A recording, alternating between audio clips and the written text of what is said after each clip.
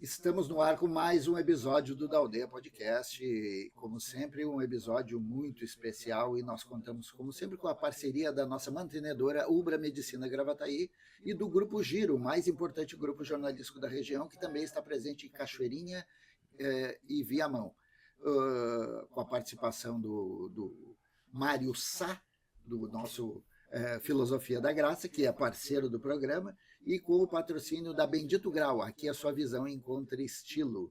E você que gosta dos nossos conteúdos, por favor, curta, compartilhe, deixe o seu comentário, que é assim que as plataformas entendem que o nosso conteúdo é relevante. Mário Sá, muito boa tarde. Não sei em que horário as pessoas vão estar nos assistindo, mas vamos dar boa tarde nessa tarde fria aqui de Gravataí, da nossa aldeia dos Anjos. Quem são os nossos convidados, Mário Sá? Em primeiro lugar, boa tarde. Estamos assim uma das tardes marcantes do Rio Grande, porque aquele friozinho, umidade gaúcha, né, já é natural. Tradicional. É verdade. E hoje nós estamos aqui os dois podcasts.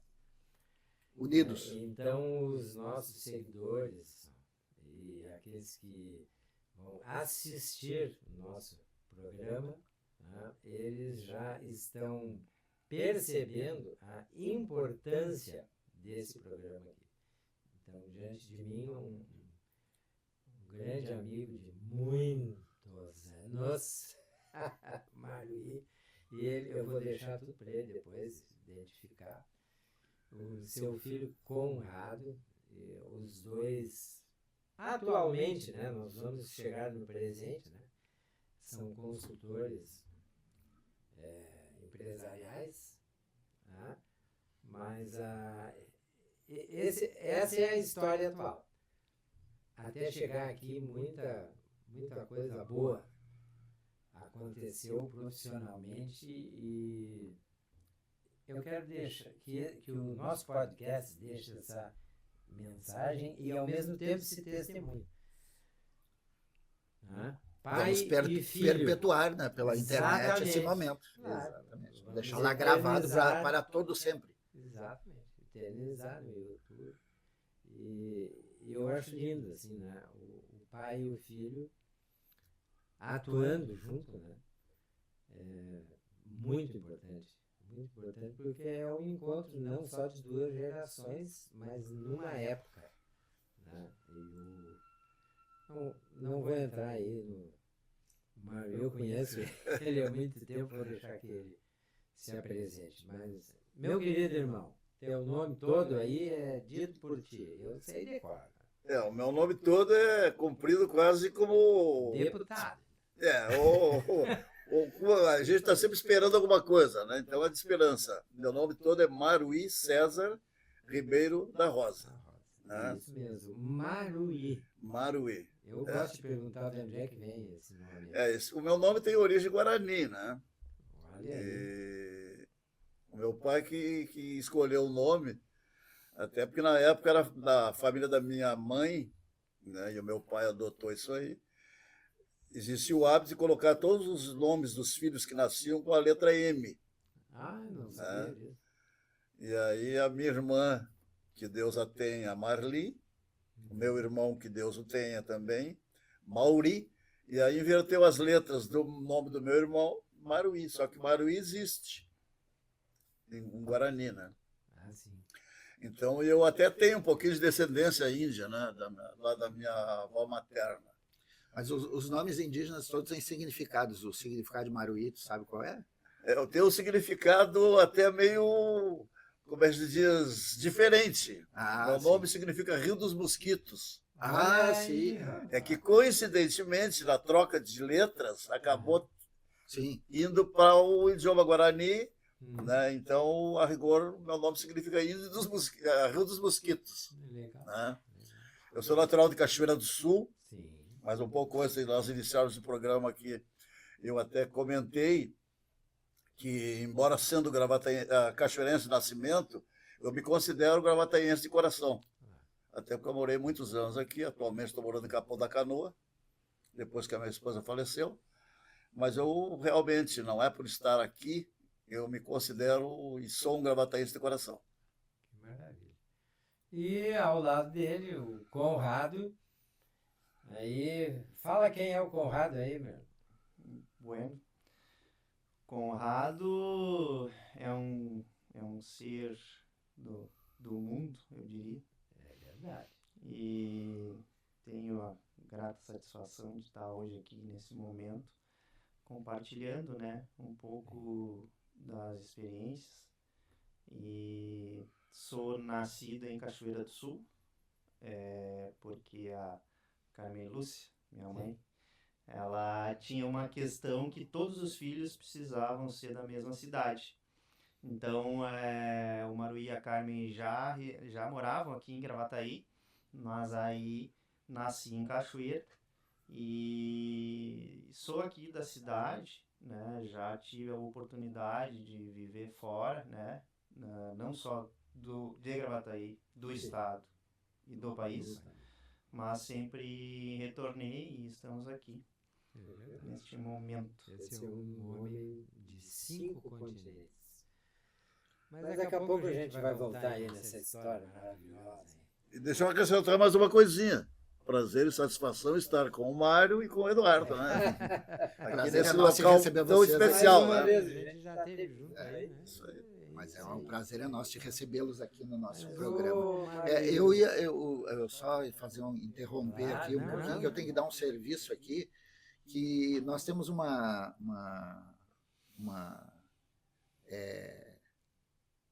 vai aparecer na tela ali, é uma menina que a gente está tentando ajudar e está colaborando com o programa vai pro ar antes da data desse evento aí.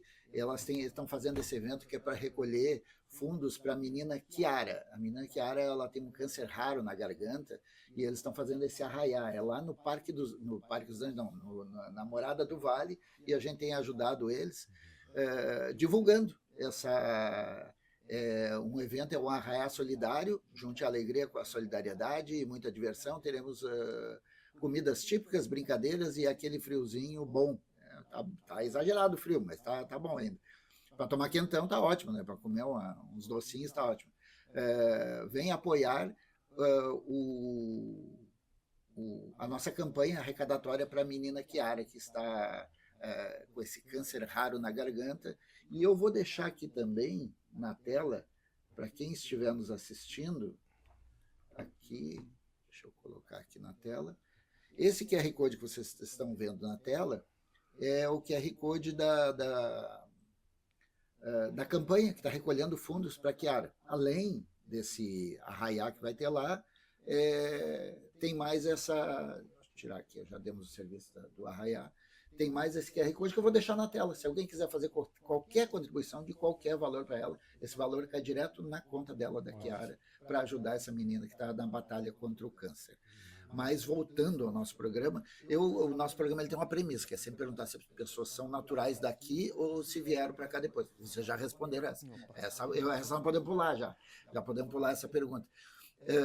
Mas tu ia encaminhar uma pergunta, Mário, o que era? Quando você chegou em Gravataí, você já veio para Gravataí, para o Banco do Brasil na época? Eu vim de Dom Pedrito, lá na fronteira com o Uruguai, né? Que eu iniciei no Banco do Brasil em 1970, e aí de Getúlio Vargas foi onde eu comecei. Eu voltei para Cachoeira, que é a minha terra, fui para Dom Pedrito, e de lá surgiu a oportunidade de vir para Gravataí. Então eu vim como um gerente de expediente, instalador da agência, em abril de 1977. Até uma data histórica. A agência do Banco do Brasil daqui começou a funcionar no dia 18 de abril de 1977. E eu vim para cá como um dos instaladores. Instaladores do banco, que maravilha. Bom, antes você conhecia Gravataí, não? Não. Conhecia de nome só, de nome, né? Mas eu nunca tinha estado aí em Gravataí. Aliás, passava em Gravataí porque teve uma época que quando a gente ia para a praia, né, a gente passava em Gravataí e depois seguia, né? Glorinha, Santo Antônio, Osório, né? Aqui era o caminho natural, antes da freeway. Então, aqui passar, aqui eu já tinha passado. Né? Mas antes, a opção que tu teve por vir para Gravataí, ela, como é que aconteceu? Não, aconteceu o seguinte, que o gerente que instalou a agência aqui, que é o Irani, de Magalhães Vasconcelos, ele já me conhecia, porque ele era casado com uma cachoeirense, que tinha sido minha colega de colégio, né? E quando ele veio para cá, ele lembrou de mim, e porque a gente se candidatava a cargos em comissão. Sim.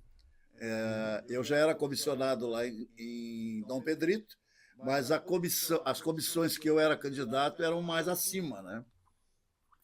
E aí, quando ele veio para cá, ele lembrou de mim e indicou o meu nome.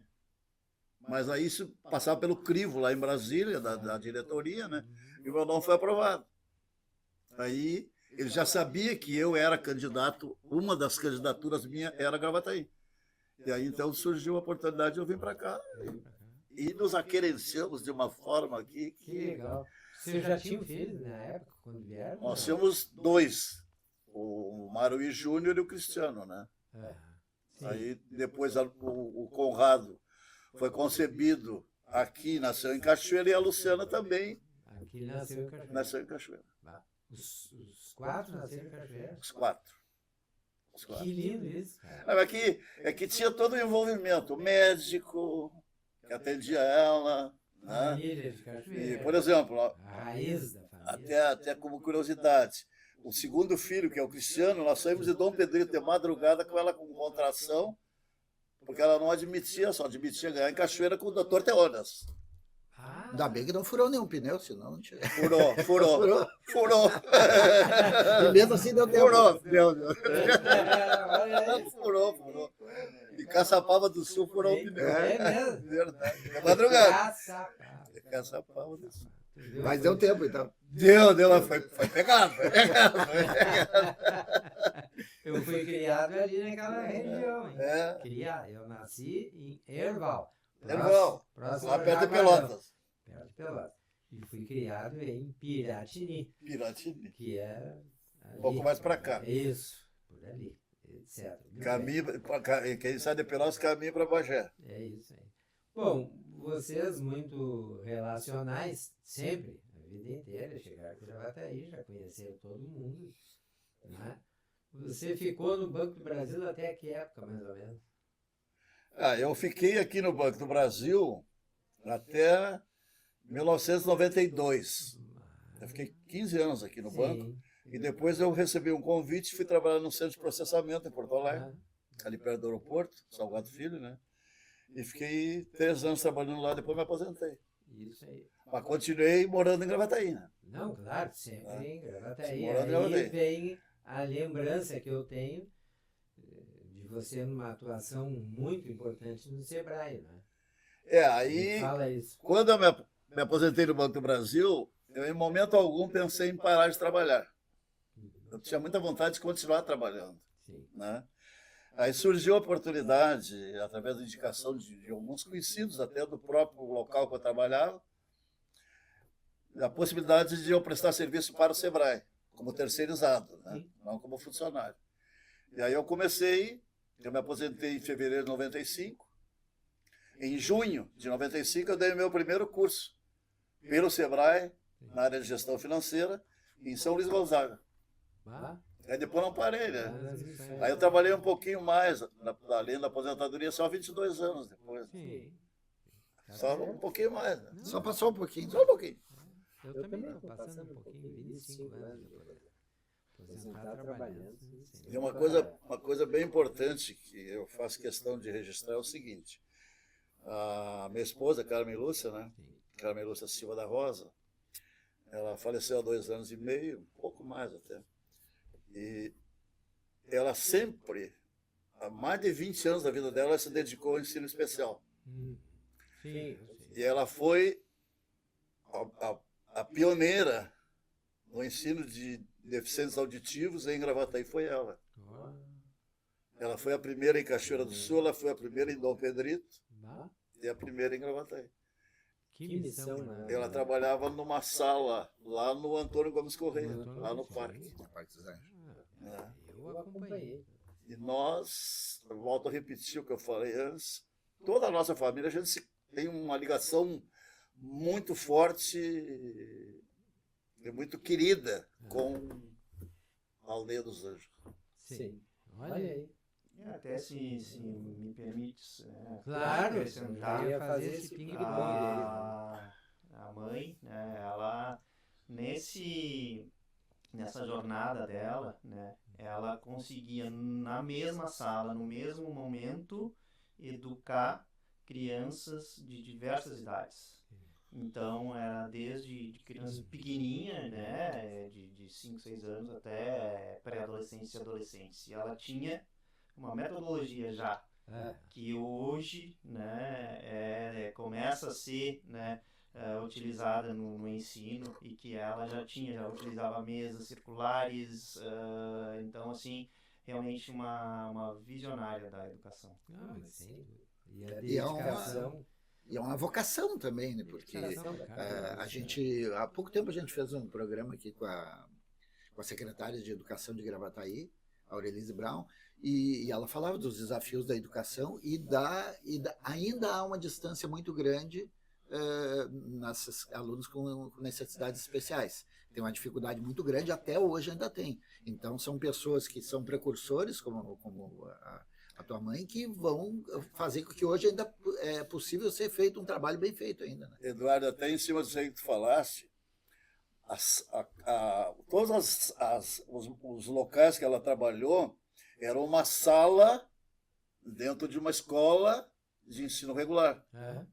Então, a proximidade dos que tinham necessidade especial de audição com o restante da comunidade era lindo. Sim. Porque tinha muitas crianças das outras salas que não tinham qualquer tipo de problema, que queriam conseguir se comunicar com aqueles que tinham a necessidade.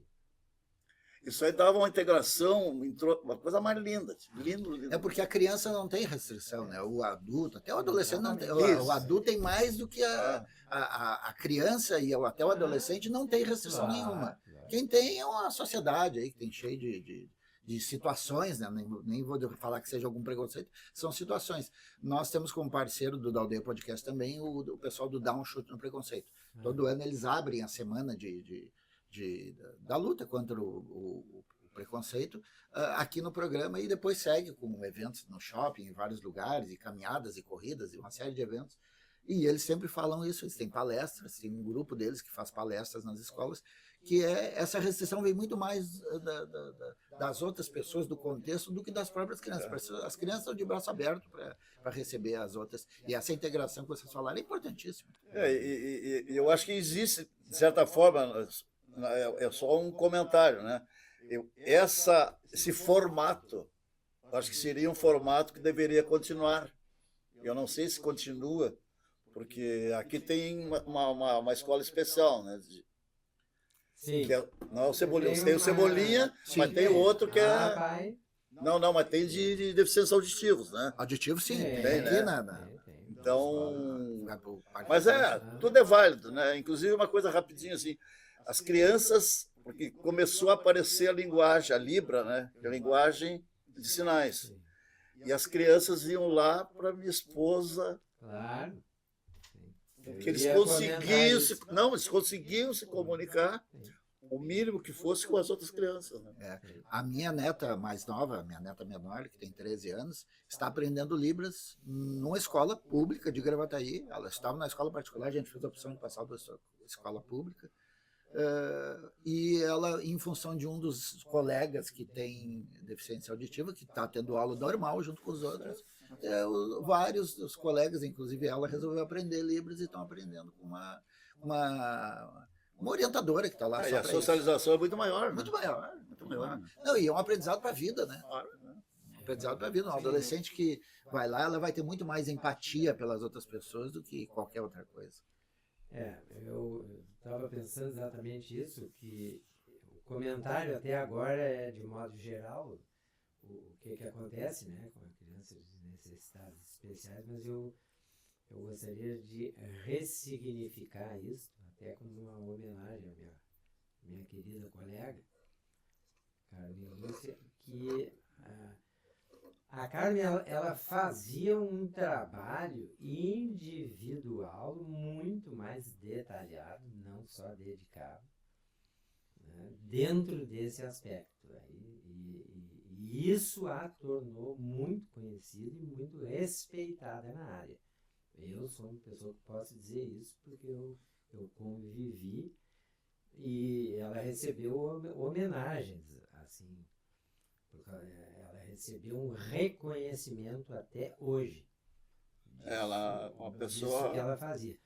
Então, claro, a gente está falando de maneira geral, né? Na parte da educação especial, educação inclusiva, mas eu quero colocar um significado ainda maior na dedicação que ela teve aí, certo? Fica como homenagem. Não, é que bom que deixamos registrado no programa essa homenagem a ela também. Sem dúvida. Obrigado, muito obrigado. Sem dúvida. Conrado, e aí você, então, Gravataí, estudou em Gravataí, né? Eu já falei aqui, o homem dos 5 continentes. Você é muito jovem, mas já tem uma experiência de mundo muito grande, né? Bom, qual foi o seu segmento? Você seguiu estudando e aí foi para onde? Bom, sempre gostei muito de atividade física, então iniciei jogando futebol, né, na escolinha, aí sempre com o apoio, né, do Marley e da Carmen. Então tinha a escolinha lá da ABB, né, do Brasil. Aí a gente tinha um timezinho lá que era a seleção, era um timaço. E aí depois do futebol eu acabei também tendo contato, né, com as danças, né, então participei, né, de o DTG da Estância Província de São Pedro.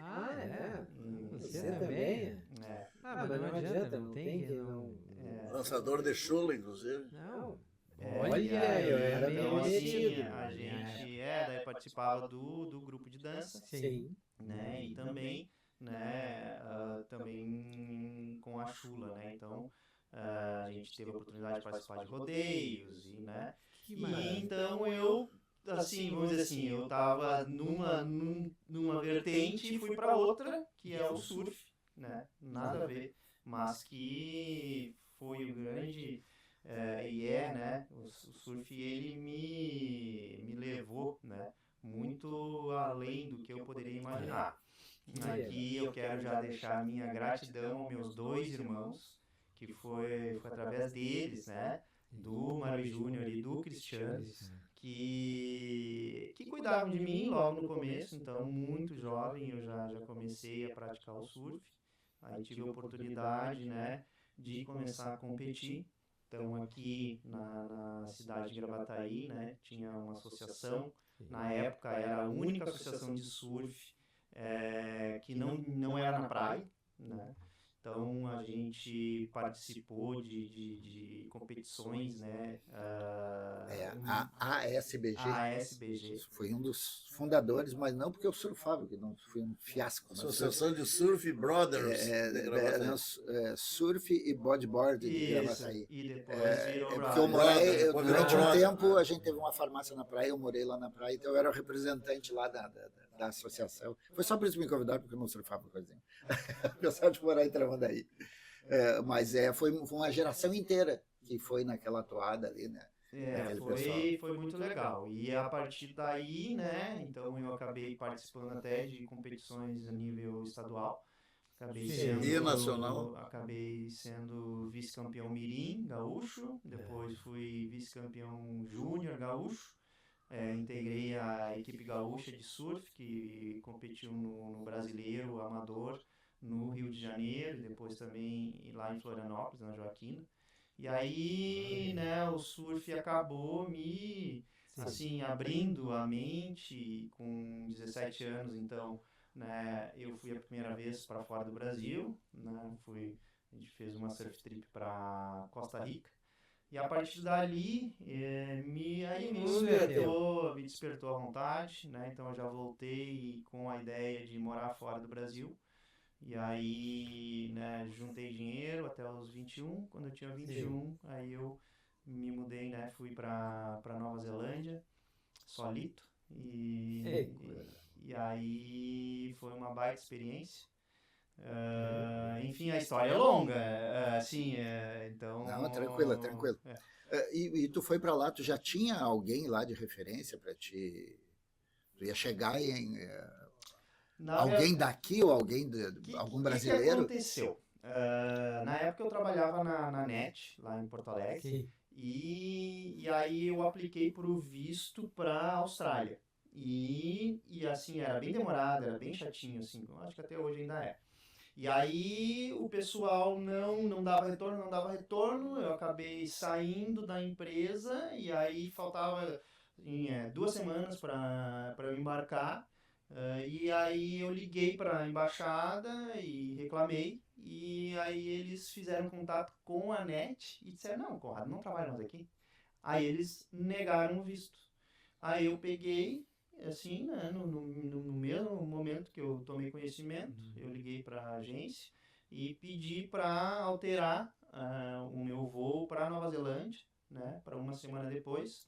Aí peguei endereço de 2 albergues, né, backpackers, né, tem um conceito diferente, né, fora do Brasil, e fui. Então, então teus planos originais era ir para a Austrália. Por causa do surf, né? Por causa do surf. E acabei indo para Nova Zelândia, né? Eu olhei, né? Eu tava entre Austrália e Nova Zelândia, e aí eu decidi... Era o teu plano B e acabou virando o plano A. Acabou virando o plano A, e aí cheguei lá, e aí cheguei sozinho lá. Cheguei em Auckland, e aí tomei conhecimento de, né... fiz contato com umas pessoas que eu iria conhecer lá na Austrália. Tem uma moça, né, que mora aí na Nova Zelândia, né, de repente faz contato. Eu fiz contato com ela, eu moro aqui, que é lá no Monte Maunganui. E aí eu fui pra lá, e aí ela me recebeu. De Porto Alegre, ela é, né? Ela é de Porto Alegre, ela mora lá ainda. E aí, enfim, aí eu fiquei 1 ano, né, então foi uma experiência muito legal. Eu poderia, assim, comentar, principalmente para jovens, né, ou pais de jovens que queiram, né, que os seus filhos viajem. É sempre importante eles terem consciência de estar preparados, assim, para enfrentar qualquer coisa que vier. Né? Porque muitas vezes aqui, né, a gente está aqui, né, as pessoas que têm oportunidade de viajar, às vezes, né, vem de uma família um pouco, assim, com condições um pouco melhores, mas chegando lá, né, daqui a pouco você vai precisar limpar um banheiro, vai precisar trabalhar numa construção civil, vai precisar, enfim... Então, isso numa condição de, assim, né, de migrar, né, sem estar, assim, buscando uma questão mais na questão, assim, educacional, né? Importante inglês também, né? Sim, aí... Por mais que você estude aqui, você vai chegar lá, não vai entender nada, Não, mas aí vai aprender o embalo, né? É assim que aprende. Tem amigos que chegaram lá sem saber falar nada e muito rapidamente aprenderam a falar. Então, tem que estar preparado, porque tem uma ideia tem um conceito que se chama homesick, né? Que alguns chegam lá e aí não se ambientam, né? E aí ficam como se fosse assim, saudade de casa, né? Claro. E aí eu conheci pessoas, né? Recebi amigos lá que não, né? Ficaram 1 mês, ficaram 2 meses, 3 meses e tiveram que voltar. Claro. Só que eu estava lembrando agora de algo que você não sabe. Mas eu, um dia, lá na casa do teu pai, lá, e caminhando por lá, ele me mostrou a tua coleção de medalhas. Troféus. Troféus e tudo. Eu visitei lá o teu armário, lá, achei lindo. Eu tive esse privilégio, eu acho. Meu filho mais novo, Lourenço, gostava muito de surf, mas aqui, nunca saiu daqui. Depois não foi para esse lado. E falando em privilégio, Quando eu comecei o da Aldeia Podcast, tinha uma outra pessoa que apresentava junto comigo, que é o Dr. Cristiano Rosso Pop, que morou na Austrália, ele foi para a Austrália, morou lá 1 ano e meio, 2, se não me engano, e lá também teve aquilo que tu falou, já contou várias vezes em outros episódios aí da Aldeia Podcast, tem ele mesmo contando, que chega lá, ele trabalhou de garçom, mas, o Pop é aquela coisa ali, ele se dá bem em tudo quanto é lugar, né? O Pop ele não tem problema, ele é uma... Mas as pessoas saem daqui, chegam lá, e aí a sua essência prevalece. Exatamente. Assim, eu sou da área da filosofia. Aqui, a gente mantém aquele orgulho natural, né? Entende? Eu sou filho do fulano, não vou capinar uma grama. Eu não. Eu vou trabalhar de garçom e meus amigos lá vão oferecer. Não. Agora o cara sai daqui, aí, meu, eu vou fazer qualquer coisa porque ontem esteve seja para a minha sobrevivência e que seja lícito. Tal, eu vou fazer. Ontem esteve aqui o nosso amigo Zusa. Ele esteve aqui, que ele chegou agora de Portugal, veio porque recebeu uma proposta, mas morou 1 ano e meio em Portugal. Sim. E recebeu uma proposta para voltar, que ele é da área, trabalha em concessionárias de moto, ele é especialista nisso, foi lá para estudar mais sobre moto e tudo, teve na Alemanha, tem em vários lugares, a família dele está lá, então facilitou para ele ficar lá. Mas acabou voltando, porque lá realmente trabalhar na área dele, lá não tem como, né? Ele até a concorrência é muito grande. A concorrência é muito grande e eles estão em outro patamar que a gente não chegou ainda, né? Aqui no Brasil, na área dele, que ele é um cara muito especializado, ele trabalhou anos na Triumph aqui e está voltando, porque recebeu uma proposta para voltar a trabalhar na Triumph. Aqui, quem domina o mercado é Honda e Yamaha.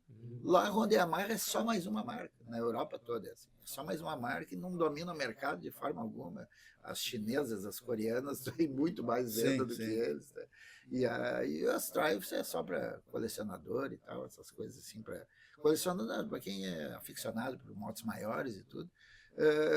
Motos pequenas nem tem lá, só tem as grandes, então é outro mercado, não teve como ele trabalhar. Acabou aceitando uma proposta para voltar ao Brasil. É verdade. Tem um outro caminho, né, gente? Tem um caminho que não necessariamente precise fazer trabalho braçal, né? Claro. Que é através do estudo, né? Intercâmbio. De bolsas, de pesquisa. Então, assim, claro que a gente conhece pessoas, né? Até profissionais extremamente renomados e bem-sucedidos e aí são convidados para trabalhar em empresas lá, até porque o brasileiro, o empreendedor brasileiro, ele aprende a lidar, né, com diversas situações e tem assim que se virar, né, para conseguir progredir, evoluir. Então, muitas vezes o brasileiro ele é empreendedor, né? Nos Estados Unidos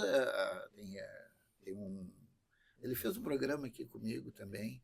Ele ainda mora, ele estava aqui no Brasil, ele não é de Gravataí, ele é de Porto Alegre, mas tinha um amigo nosso e quando ele veio, estava aqui de visita no Brasil, e ele chegou lá e foi trabalhar, bater piso, como se diz, em construção civil, e o brasileiro empreendedor, o cara que chamou ele para trabalhar, ele acabou contratando o cara.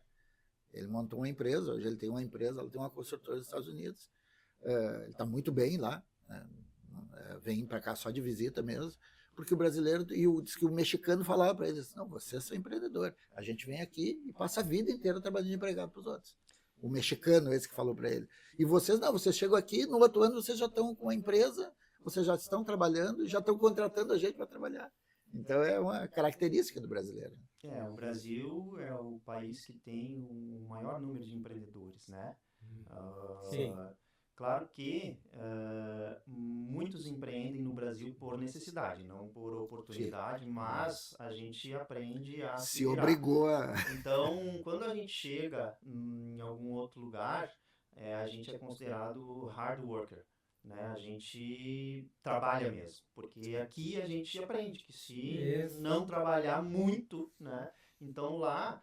e aí eu vou usar um exemplo, eu vou pular um pouco, né? Então eu voltei faz 2 anos nos Estados Unidos, e ali nos Estados Unidos, né, é a maior economia do mundo, então existe demanda por força de trabalho.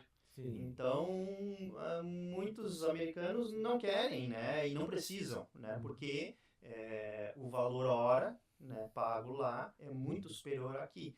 Então, né, o brasileiro que vai para lá, né, e realmente é uma economia e um país de oportunidades, posso, né, afirmar, né, e a pessoa que realmente não tem receio de trabalho e quer trabalhar, tem oportunidade, tem muita oportunidade. Claro, eu não viajei por todos os Estados Unidos, eu morei na Filadélfia, né, mas vou falar sobre a Filadélfia. A Filadélfia tem muita oportunidade de emprego, é incrível, né? Eu cheguei lá e eu comecei a trabalhar acho que 2 dias depois.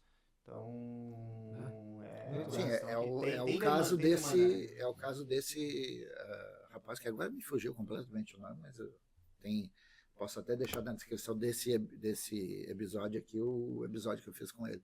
Ele chega nos Estados Unidos, ele compra um pacote para visitar a Disney, já sabendo que ele não ia visitar a Disney, ele fica 2 dias, no terceiro dia ele já sai, já aluga um carro, já vai para o lugar que só está esperando ele para receber ele. Ele chega lá na quinta-feira, na segunda já começa a trabalhar, sem ter combinado nada com ninguém. Ele tinha lá 2, 3 contatos, Mas é bem né? isso mesmo. Aí ele vai e depois ele acaba indo para Boston e acaba ficando lá, mas nesse começo ali ele fica na Flórida e vai para que ele já tinha alugado o local já daqui, que é onde ele ia ficar, que tinha a estrutura básica ali, né? Já tinha cama, já tinha o que ele precisaria para viver, vai na cara e na coragem. Aí ele, na segunda, ele já começa a trabalhar e 4 meses depois ele já está abrindo a empresa dele. E ele já consegue encaminhar a documentação para se legalizar. Hoje ele está legalizado, ele também facilitou porque ele casou com uma americana, e aí, né, a família dela é latina, mas ela já nasceu nos Estados Unidos, já é naturalizado, facilitou para ele o green card dele. E hoje os filhos dele já nasceram lá e tudo, está toda uma estrutura, tem empresa e tudo. Ele faz aquelas calçadas, aquelas calçadas gigantes que a gente vê, faz para shopping, faz para residências, as entradas, aquelas que é tudo aquele concreto, aquele material ali, ele se especializou naquilo ali. E é uma parte que as empresas, as construtoras é que contratam ele não trabalha direto para clientes. As construtoras sabem que aquele momento ali em que vai fazer os acessos, as entradas, as calçadas, tem que vir um cara especialista naquilo ali, porque algumas vai passar só pedestre, outras vai passar carro, então tem que ter um cara que seja especialista, e a empresa dele é especialista nisso. E ele faz só isso lá, eles não dão conta do trabalho lá, estão sempre contratando brasileiro, todo mundo vai para lá. E a empresa agora está em Boston, mas teve muito tempo na Flórida. Muito bem. Deixa eu Isso, ver se me permite para introduzir o motivo pelo qual vocês vieram aqui. Mas o podcast é um bate-papo e a gente quer saber. Por sinal, está muito bom, está muito gostoso.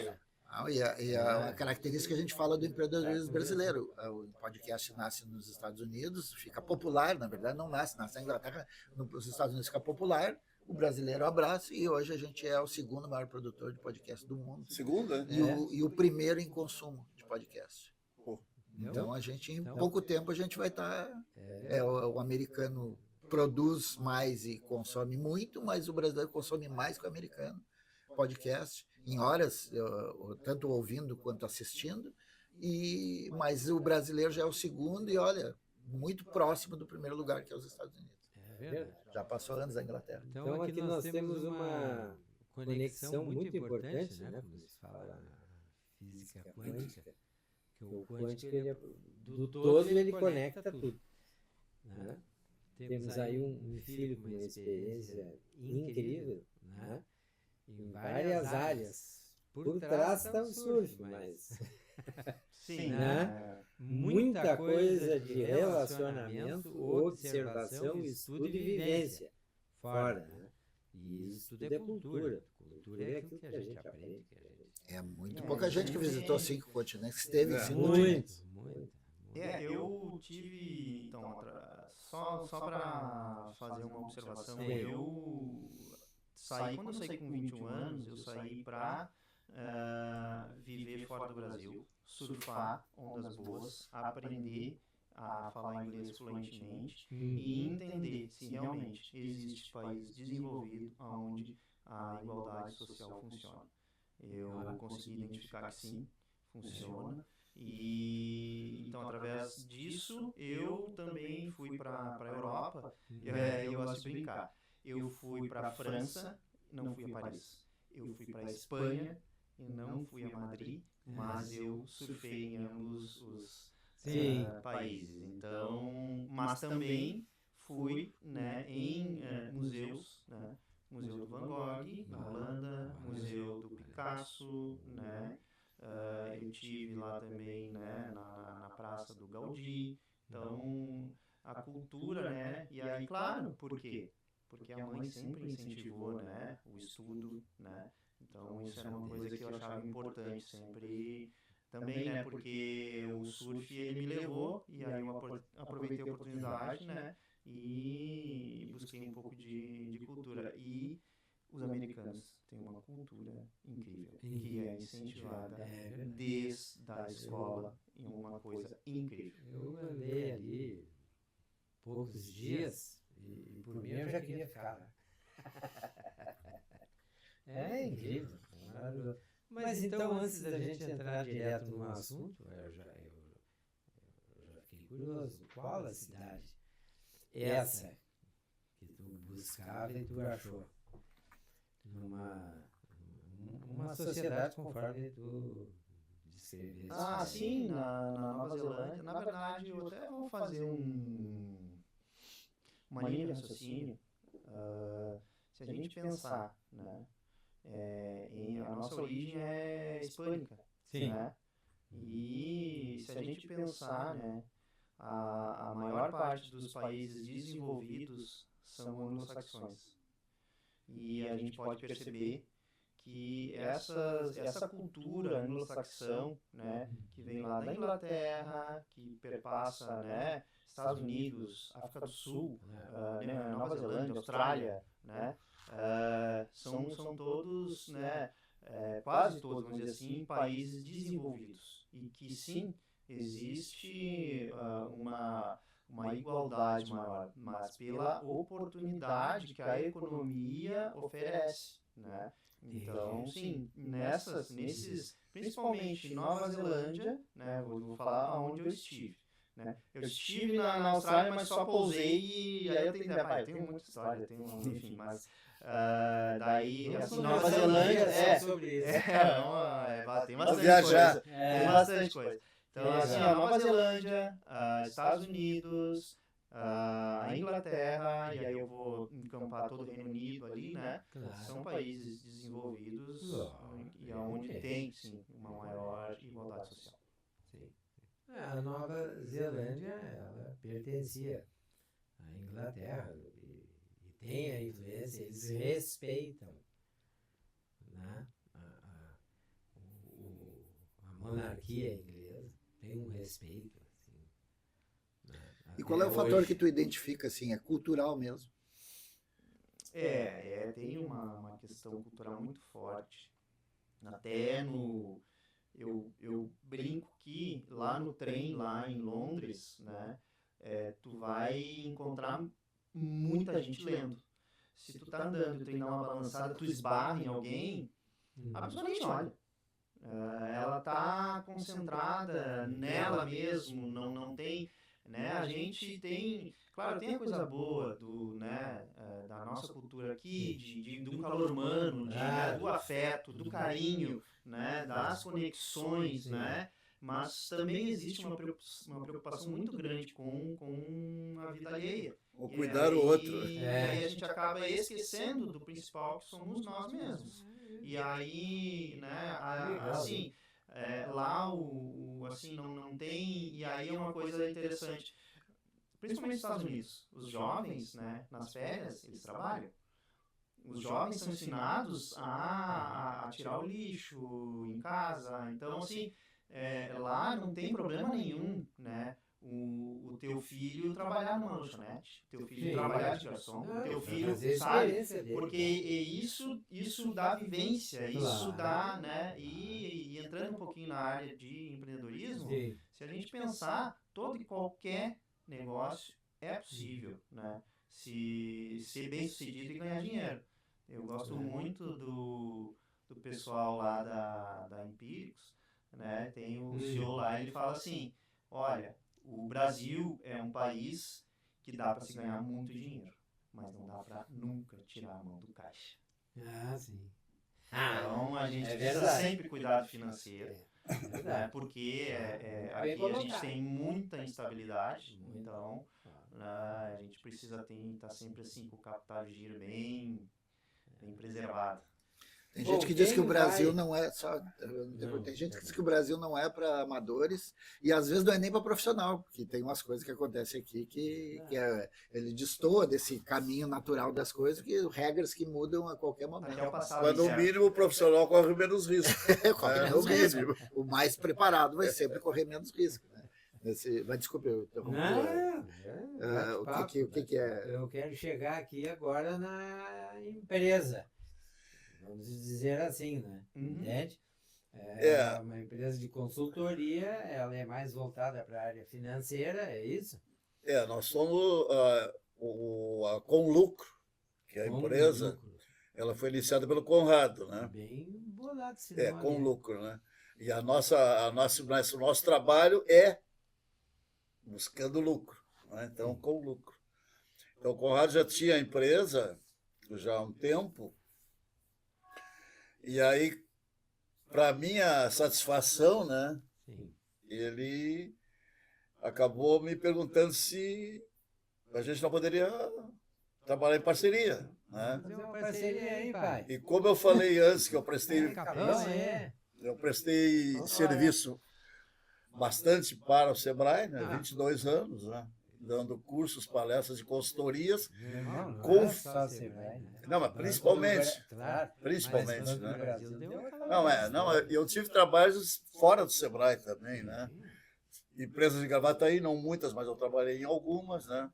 Não, área de Prestei negócio. serviço para algumas. Banco é. E no Sebrae mesmo, eu comecei com, eu falei no início, em São Luís Gonzaga, o primeiro curso, depois foi de um curso, que era administração financeira, foi passando para outros, foi abrindo o leque.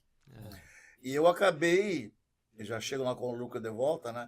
Eu acabei trabalhando muito no Rio Grande do Sul e começaram a surgir convites para trabalhar no Brasil, né? Entendi. E eu acabei, são 27 estados no Brasil, né? Eu cheguei a ir a 21 para trabalhar. Acre, Roraima, Amapá, Belém do Pará e por aí afora. Bom, então, quando o Conrado... Bom, aí com a doença na Carmen Lúcia, minha esposa, né? Eu acabei trabalhando um tempo, mas depois não me sentia confortável trabalhando. Sim. Como ela teve uma doença neurodegenerativa bem longa, né? Eu acabei, em 2017, parando com tudo. E aí... Mas eu sempre tive muita vontade de trabalhar. Eu gosto muito de trabalhar. Eu gosto mesmo. Eu me realizo trabalhando. Né? Eu cheguei, inclusive, a trabalhar não só... Eu cheguei a ser tutor de ensino à distância durante 10 anos, né? Prestando serviço para o Sebrae, um dos cursos do Sebrae. E como eu disse antes, a minha área principal é a financeira, mas não só. Eu trabalho com grupos, eu consigo montar conteúdo, eu trabalho com algumas metodologias que hoje nós trabalhamos dentro da Conlucro, ciclo de aprendizagem vivencial, work-based learning, que é aprendizado baseado no trabalho, e por aí vai, né? Então surgiu a oportunidade e realmente falasse um pouco antes ali, que para mim é uma satisfação. A gente de vez em quando dá umas batidinhas de frente, né? Mas a gente trabalha muito, muito bem, né? Nós estamos trabalhando bem. Não, isso é importante porque não é só não, tá, tem razão. A gente analisa e conversa sobre aquilo, né? Mas o aprendizado, por si só, é desconfortável. eu não sou aquele que defende a ideia de que tem que sofrer para aprender. Isso não. Antigamente, vai para o quartel, vai sofrer, vai voltar homem. Vai virar homem. Eu fui milico, fui. Então, não. Mas é evidente que todo o processo de educação é desconfortável, porque ele é desafiante e ele é flexível, ele muda. Aprender é mudar. Platão disse que aprender é mudar uma postura. Evidente. Ou, no mínimo, revisar posições, né? Ou aquilo, né? E quando tu estás ensinando, que é a melhor forma de aprender, Exatamente. né? Existe esse bate. Tem o bate. Não, eu acho isso. Mas eu não acho. E esse desafio vem um novo. É legal. Por exemplo, a gente numa sala, trabalhando com pessoas, né? São pessoas que tiveram uma descendência individual, cada um deles, com as suas experiências de vida, com as suas convivências. Aí entra numa sala e tu vai trabalhar sobre um determinado assunto. Eles vão continuar trazendo aquela descendência, né? Então, isso aí a gente tem que, obrigatoriamente, levar em consideração. O grupo que a gente vai trabalhar, qual é o grupo? Então, a gente tem que montar o trabalho com adequação para aquele grupo, né? E uma outra coisa é o seguinte, a gente pode, por exemplo, sem detalhar muito, o fluxo de caixa é um instrumento muito importante para uma empresa. Se nós não conseguirmos realmente demonstrar que é importante e interessante, a pessoa não assimila. Sim, ela não vai dar significado para aquilo ali. Por quê? Para ela não foi importante. Não chamar a atenção. Entende? Como é que vocês estão fazendo esse processo? Então, na empresa? hoje a Conlucro, ela tem 3 unidades de negócio. Essa unidade de negócio de educação, que são palestras, cursos, workshops, webinars, né? Sim. A gente tem o amparo do Maruí, tem o amparo do Jandir, que são aí profissionais com mais de 20 anos de experiência com, né, práticas de vivência com grupos, né? A gente também tem a unidade de negócio de consultoria, né, onde a gente tem condições de auxiliar negócios, né, não tem negócio tão pequeno nem tão grande que a gente não possa auxiliar, né, em todos os processos e rotinas, né. Então, desde a estruturação, para quem não tem financeiro nenhum, até auxiliando nos processos, né, de empresas que têm já, né, um financeiro mais bem estruturado. A gente tem também, né, uma unidade de negócio que é o BPO, que é a terceirização financeira, onde a gente assume o financeiro, né, do negócio. Então, a pessoa, né, o empreendedor, ele não precisa ter ninguém, né, contratado, ele pode terceirizar toda a área de financeiro ou só alguma rotina financeira e focar no core business. A gente agora está também trabalhando para abrir uma quarta unidade de negócio mais ligada à tecnologia.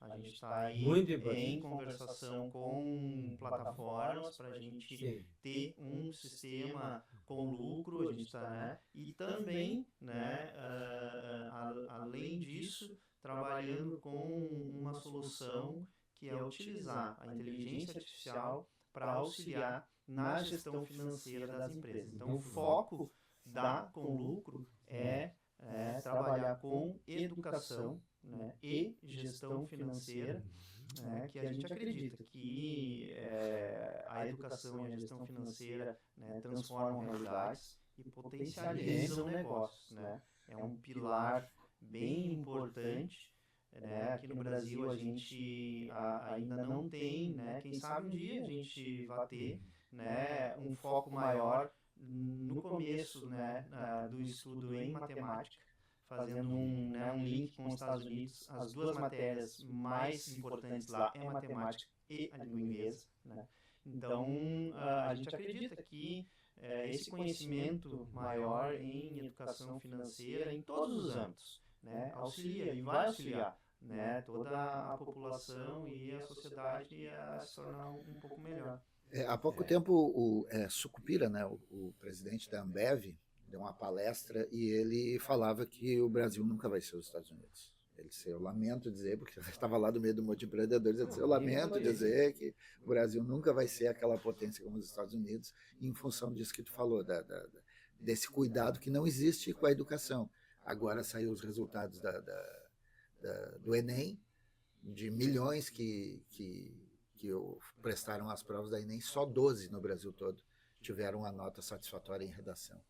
Não tem como a educação num país onde a maioria que estuda em escola pública fazer esse panorama de não sei quantos milhões prestaram o Enem agora, na última prova que teve, só 12 pessoas num país inteiro se qualificar com notas boas em redação. E não são notas máximas, notas aceitáveis, assim.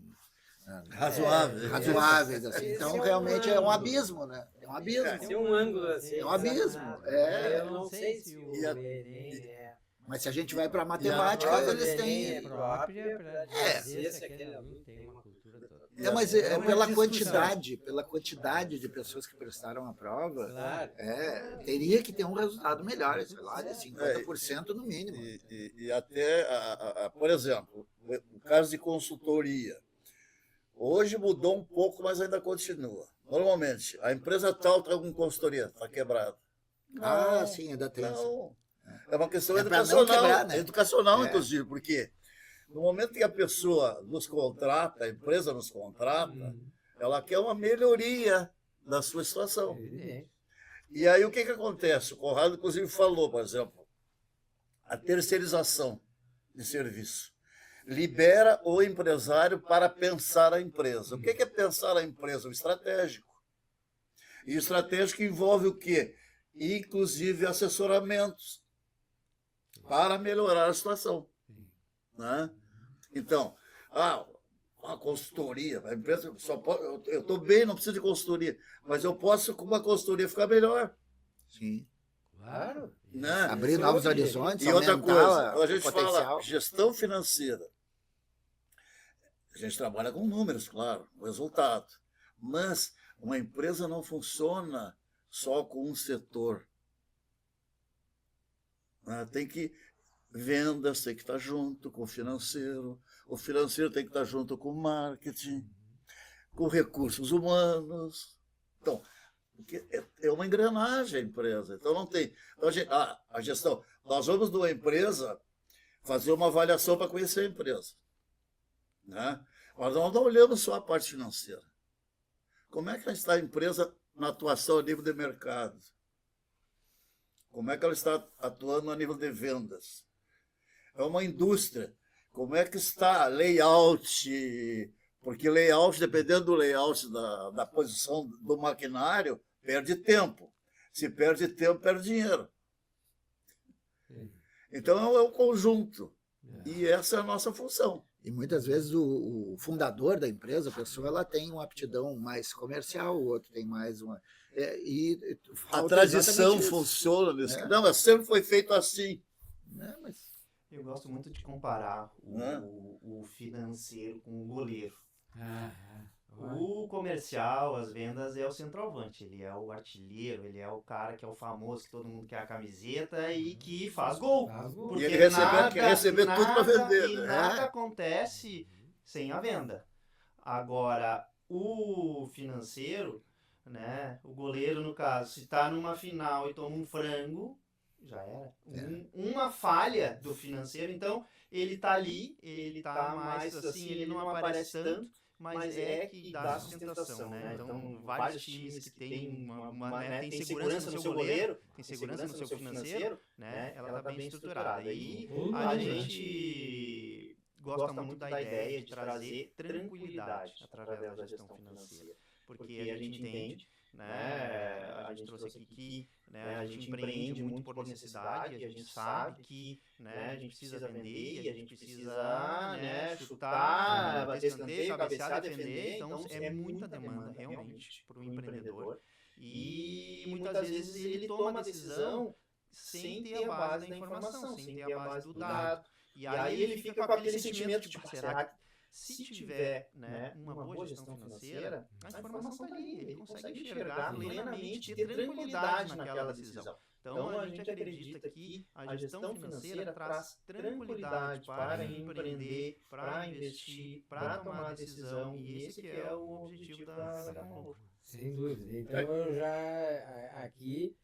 já entendi que essa consultoria ela pode ser tanto para o comércio como para a indústria. Serviços, qualquer área. Essa área e não tem empresa, né, que não possa se beneficiar de uma boa gestão financeira. Então, inclusive profissionais autônomos que, né, estudantes, né, daqui a pouco é estudante de medicina, né, eles são... Sim, agora em agosto eu vou trazer você. Eu escrevi um e-book sobre finanças pessoais. E aí eu escrevi até isso, né? Bom, se você quer empreender, ou se você não quer empreender, mas você precisa fazer a gestão, né, da sua casa, né? Você já tem contas para pagar, você tem o que receber, muito bem, parabéns, você já ganhou um empreendimento, né? E todos nós temos um empreendimento, só que o profissional autônomo vai bem além, porque ele realmente é um empreendedor, ele precisa fazer essa gestão, né? Todos os profissionais autônomos, né? Fisioterapeuta, enfim, todos eles, né? Então, toda pessoa que tem, né, uma fonte de receita que não é carteira assinada, uma gestão para fazer. Ele tem a necessidade de, né, independente de como for, pode ser anotando num caderno, pode ser numa planilha, pode ser usando um sistema, né? A gente acredita que isso aí vai auxiliar. Uma coisa muito, muito importante é o seguinte, ó, é que as pessoas, quando a gente fala gestão financeira, mas não vai ter essa do carrancudo. Isso é uma coisa. É simples. Por exemplo, assim, fluxo de caixa. O que é fluxo? Movimento. Caixa, dinheiro. Então, fluxo de caixa, o que é? Movimento do dinheiro. Deixa eu dizer, demonstrativo de resultado do exercício. É um demonstrativo que mostra o quê? Mostra. Mostra. De resultado. O que é resultado? Se eu tiver 10 e tirar 5, sobra quanto? 5. Foi o resultado. Exercício, tempo. 1 mês, 2 meses. Então, demonstrativo, que é um instrumento valiosíssimo para qualquer análise de uma empresa. Só que eu disse assim, vocês têm demonstrativo do resultado do exercício? Pô, que bicho é esse? Né? Não, estou brincando, mas muitas vezes acontece. Claro. Né? Então, daqui a pouco, é outra característica que a gente trabalha, simplicidade. E a gestão... Por exemplo, eu posso dizer, vocês têm cash flow, é a mesma coisa que fluxo de caixa. Né? E assim vai. Não tem... Se eu chegar para uma pessoa e dizer assim, vocês fazem brainstorming, o que bicho é esse? Tempestade de ideias, todo mundo junto, dando opinião, e alguém anotando. Pronto. É brainstorming. Então, simplicidade, eficiência, praticidade são características que a gente trabalha. E trazendo um pouquinho assim da minha experiência, o Marui também, né, aprendi um pouco com ele, peguei essa veia empreendedora, então nós dois somos apaixonados pelo empreendedorismo. Sim. Então eu já tive empresa, já quebrei, já vendi empresa. Então, ao longo daí, eu estou há mais de 17 anos, né? Eu fiz a minha própria gestão financeira. Eu já realizei como até funcionário gestão financeira para, né, uma outra empresa e venho trabalhando, né, auxiliando, né, empreendedores, né, ao longo do tempo. Então, eu consigo ter muita empatia com o empreendedor e não julgar ele, né, entender que ele fez o que ele pôde naquele momento, né.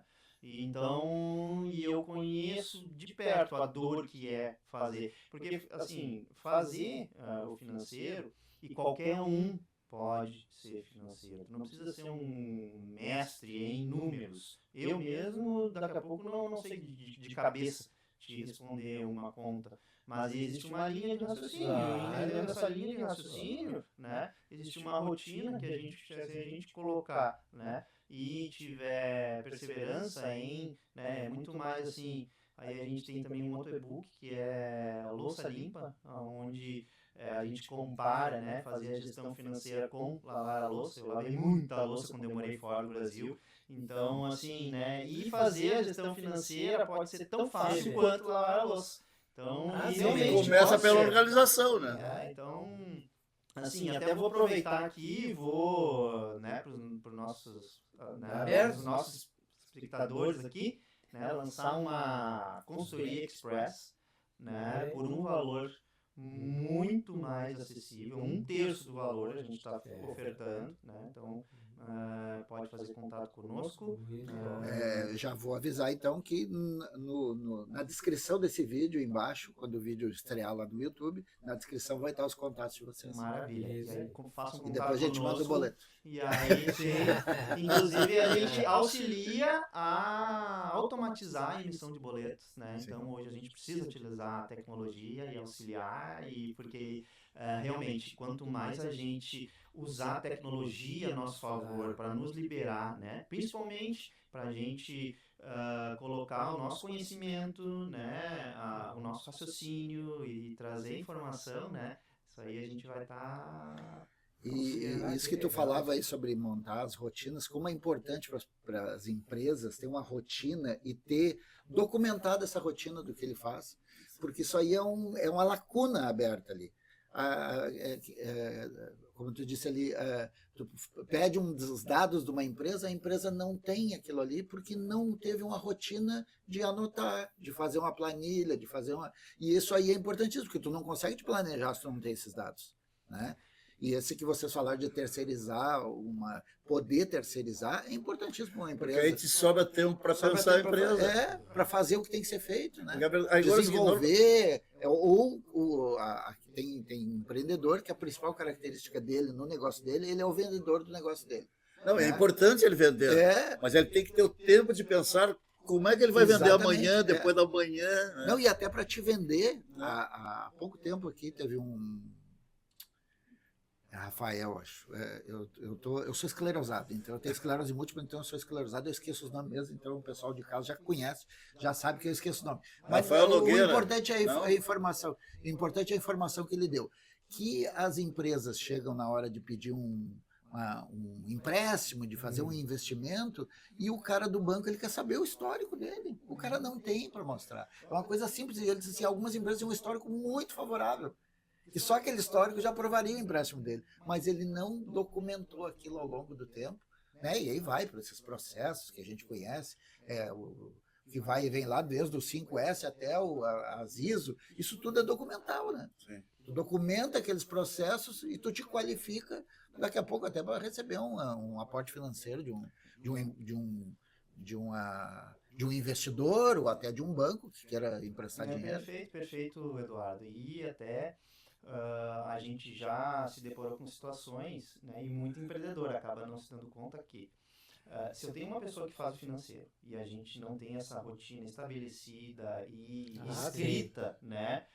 Não se criou um manual, não tem isso, né, em algum local, e esse profissional sai de férias, quem que vai fazer? Como que a pessoa que vai, né, então não vai pagar um boleto? Não, né, não vai, enfim. Então, isso tudo que tu trouxe é fundamental e é bem importante mesmo ter esses processos bem definidos e documentados. Sim. E além do que, se não tiver tudo anotado, aqueles relatórios, aquelas informações não vão ser consistentes. Não vai.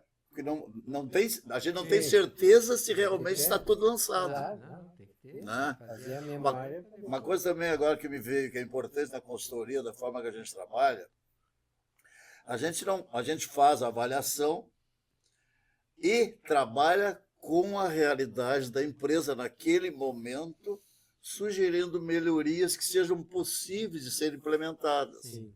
E daqui a pouco, a situação financeira momentânea da empresa não permite grandes investimentos. tem que trabalhar com o que ela tem. Né? E a gente tem condições de trabalhar. Claro, sempre colocando nas prioridades que, dentro do possível, fazer as melhorias. Né? Porque senão, assim, não, tu tem que trocar o teu sistema, tem que... Não, pera um pouquinho. Vamos ver como é que dá para fazer com esse sistema que tu tem. Né? E hoje tem tantas ferramentas gratuitas que são oferecidas aí para o cara, com as limitações que as plataformas oferecem, essas partes gratuitas do serviço, que tu pode usar durante um tempo até tu ter condições de ir lá e usar a plena, que é a paga, e dentro das pagas tem vários pacotes, os mais baratos e os mais caros, de ferramentas de automação que vão te resolver vários problemas. O custo-benefício hoje é incrível, né? Hoje tu paga uma mensalidade ali de 100, 200 reais e daqui a pouco tu tem uma solução que te entrega, né? Resolve tua vida, né? E nós temos especialistas que sabem avaliar esses sistemas. Inclusive, nós estamos perto de um que conhece um bocado aqui, que é o seu Conrado aqui, ó, né? Isso é muito importante, porque tu conseguir analisar isso aí, passar para a empresa, olha, tu não contrata esse serviço, tu contrata esse, tu pode usar esse aqui gratuito durante um bom tempo que ele vai te resolver. Isso aí é para quem tem conhecimento. Imagina tu experimentar 6, 7 plataformas até tu achar uma que te sirva. A quantidade de tempo que tu perdeu. Eduardo e Mário, acontece também, isso aí acontece mesmo. A empresa tem um sistema e por uma situação ou outra, não tá aqui, a gente não está julgando, não utiliza da melhor maneira aquele sistema. E às vezes não sabe nem usar. Às vezes E aí, o que acontece? Assim, esse sistema não é bom. Exatamente. Acho que o sistema não é bom, sistema... não. Ele está usando errado. Ou daqui a pouco o sistema tá além da necessidade. Sim, é muito grande. É um sistema que ele é para uma multinacional usar. Sim. Isso aí faz parte do nosso trabalho. Alguém que vem e analisa, né? Por isso a importância de alguém vir de fora, né, e analisar, né? Tu contratou um sistema que tu nem precisa tanto. Que vem agora mesmo. Muito menos nós estamos vivendo a época de reforma tributária. Sim. O que altera na empresa, para a empresa, na parte financeira? Tem que analisar.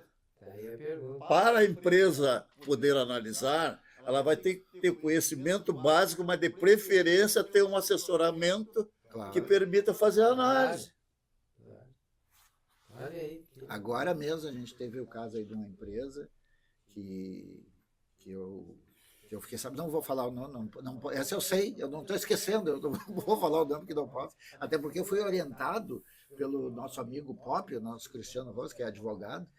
Fui orientado, eu sempre falei das minhas experiências profissionais aqui, dos lugares onde eu trabalhei, das empresas que eu trabalhei, e ele pensou, não fala mais, daqui a pouco alguém daí pega esse pedaço que tu falou, pega um corte, ou se ofende, eu acho que é uma crítica, então não fala o nome, diz o que é, então não fala o nome. Essa empresa, ela teve uma mudança tributária na área dela, há pouco tempo atrás, aí, houve uma mudança, o contador dele não acompanhou, e ele passou 2 anos emitindo errado nota fiscal do produto dele. 60 milhões de multa ele tomou. Fechou a empresa. A empresa dele que tinha uma lucratividade muito boa. Ele simplesmente não tem mais como operar sem pagar as multas e ele acabou tendo que fechar a empresa. O que aconteceu? O concorrente dele acabou comprando aquela ideia do que ele fazia e o concorrente começou certo, só isso. Foi não teve um acompanhamento, não acompanhou o mercado, as mudanças tributárias da área do negócio dele, né, que era um negócio próspero, né, e vinha muito bem, um negócio com quase 10 anos, e a empresa teve que fechar, porque ela não tinha como pagar as multas, 60 milhões ninguém paga, não tem como pagar não tem uma empresa local, uma empresa daqui de Gravataí, atendia quase o estado todo, mas mesmo assim, não tem como o cara pagar uma multa de 60 milhões, ninguém está preparado para isso, né? Isso era muito mais do que o investimento que ele pretendia fazer na empresa para ampliar a empresa. E aí, o que aconteceu? O concorrente veio, abraçou aquilo ali, comprou aquele maquinário todo e daqui a pouco comprou por bagatela a marca que ele tinha e o cara seguiu com o negócio. O principal concorrente dele ficou com o negócio dele. Daí a importância, né, de ter uma boa assessoria contábil, né? Por isso que a gente sempre, né, instrui, né, a se certificar. Por quê? Porque o contador, ele faz a relação da tua empresa com o fisco. e ninguém cobra melhor que o fisco. Então, não pode deixar nenhuma, assim, tem que estar tudo correto. E ter um contador que tu confia, né, e que o trabalho vai ser bem executado, né? Então, e existe, né, alguns serviços que muitas vezes são baratos, mas que pode, né, acabar custando O caro. barato sai caro. Não, o planejamento tributário. O planejamento tributário, ele permite, muitas vezes, a empresa deixar de pagar dentro da lei, Claro. sem qualquer tipo de burlar, né? Mas aí é importante... Só por posicionar a empresa Não, e é local importante certo, tu vai pagar o o que tu tem que pagar, empresário, não ou pagar demais. os assessores do empresário, terem conhecimento básico sobre tributação, até para conversar com o escritório. Por exemplo, qual é o melhor regime de tributação a nível federal para a minha empresa? Existe o imposto simples, existe o lucro presumido, o lucro real. Qual é o melhor? Eu tenho que, no mínimo, saber que existem os três. Ligo para o escritório. Qual é o melhor para mim dos três? Opa, o escritório, né? Doutor, a maioria dos escritórios são bons, mas tem aqueles que, né? Como toda atividade. Só um exemplo, né? mas acontece. Então, é importante ter o básico. Claro. Porque quem é que paga o imposto? É a empresa, né? Sim. Gente, passamos na nossa hora muito, mas como foi bom, como foi importante. Queria que vocês deixassem aí algo, falar para quem está nos observando, ouvindo, participando, comentando, né? Esse encontro aqui ele foi patrocinado pela Ubra Medicina Gravataí, né, que é quem abriga o nosso hub de comunicação aqui. Que nós teremos o prazer Isso aí. de, em agosto, realizar uma palestra, Sem dúvida. né, aqui Já tá na pensado faculdade. isso. Eu queria que vocês deixassem palavras finais para a gente encerrar. Em primeiro lugar, primeiríssimo e especialíssimo lugar, agradecer aos patrocinadores, né? Em especial a Ubra Medicina, né? Agradecer ao Mário, que fiquei conhecendo agora há pouco tempo. Conheço uma vida toda, né? Eduardo, né? Espero que ele não se esqueça dos nossos nomes, do nome da nossa empresa, né? Não, eu estou com um cartão ali para não esquecer. Não, eu não esqueço das pessoas, nem das histórias. Às vezes eu esqueço algum nome, tal, mas as histórias das pessoas eu não esqueço. Muito bom ter estado aqui com vocês. E um recadinho. Daqui a pouco as pessoas imaginam que trabalho de consultoria, e também a gente faz cursos em company, se houver necessidade, a gente faz curso em company, ou a gente pode preparar curso específico para determinado grupo, né? E daqui a pouco as pessoas imaginam que o custo é muito alto. Claro, vai ter um custo, né? Até porque nós precisamos sobreviver, né? Mas falem conosco. Tá? Falem conosco. O Eduardo vai colocar depois o nosso contato. Falem conosco, que muitas vezes imaginam que é um valor astronômico e não é. E outra coisa que é muito importante, é investimento que não vai servir só para um período, vai servir para a vida toda. Verdade. Bom, obrigado, Eduardo, obrigado, Mário, obrigado a todos os patrocinadores, né, e toda a estrutura que proporcionou essa conversa. E quero deixar uma mensagem de esperança para todos os empreendedores que são verdadeiros guerreiros e que é possível, sim, né, a gente prosperar, independente do que aconteça. A gente tendo fé e coragem, né, buscando sempre seguir o caminho do bem, da luz, da paz, sempre procurando auxiliar, mas, claro, né, não é pecado nenhum, né, ter lucro, e buscar ser próspero, porque a prosperidade é que proporciona a evolução do mundo. Então, né, sigamos com muita coragem, né, para enfrentar aí, né, as adversidades que a economia nos apresenta, e contem conosco aí para seguir nessa jornada empreendedora. Que lindo, maravilha. Eu fico muito feliz de estar proporcionando isso aí, até porque eu conheço a família há muito tempo e posso dizer para quem está nos observando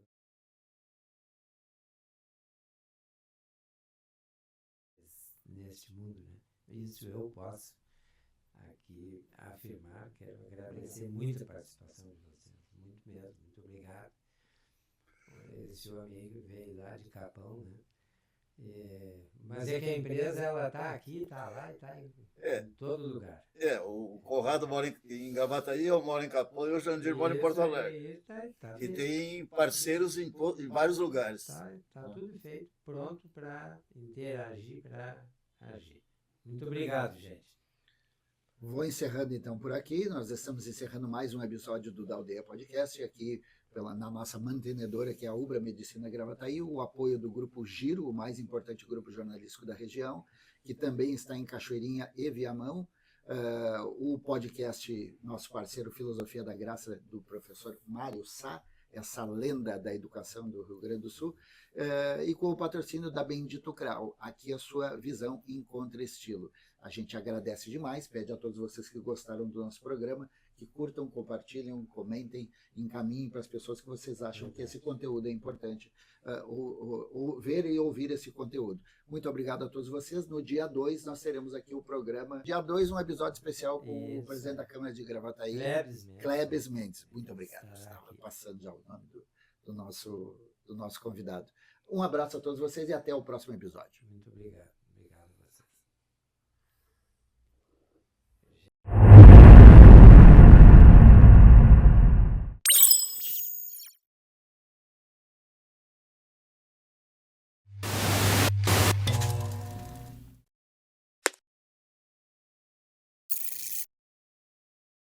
vocês.